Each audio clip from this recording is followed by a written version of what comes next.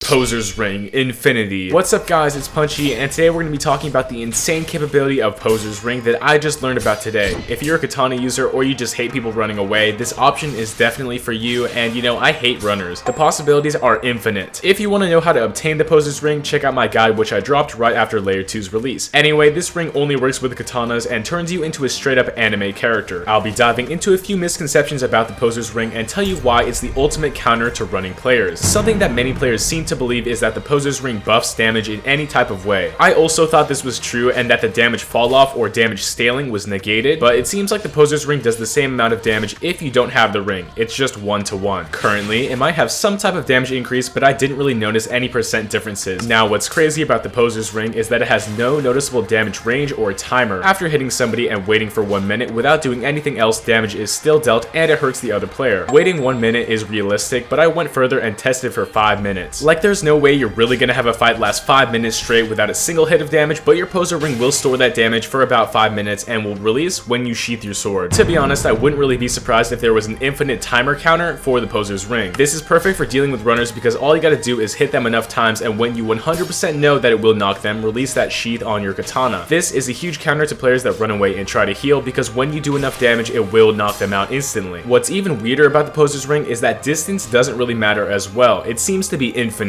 Damage will last through distance, and during my testing, I went away from my enemy at a bridge and was still able to hit them. Later on, I moved further down and it still kept my damage, and this is kind of realistic during a fight, but I wanted to push this to its limits. I dealt some damage and teleported all the way up to the mod office, which is thousands of studs away out in the middle of the Void Sea, and it still did the damage. Maybe this is not the best test, but it's most likely the farthest you can possibly go away from your target and maintain that Poser Ring damage. It doesn't matter how far you go or how long they run, you can still deal damage and get rid of those pesky runners. I think it's honestly the best option for Silent Heart players who excel in 1v1 combat but struggle with mobility. A lot of players run away, and hey, if you're Silent Heart Katana, you probably already have the Poser's Ring. Just remember, if you want to shut down runners, don't sheath until you really know that they're dead. Anyway, that's all for now, and make sure to like and subscribe. Comment down below the farthest distance you were able to deal damage with the Poser's Ring and its infinite range. Thanks for watching, and make sure to like and subscribe because we're almost at 50,000 subscribers. It's punchin' time.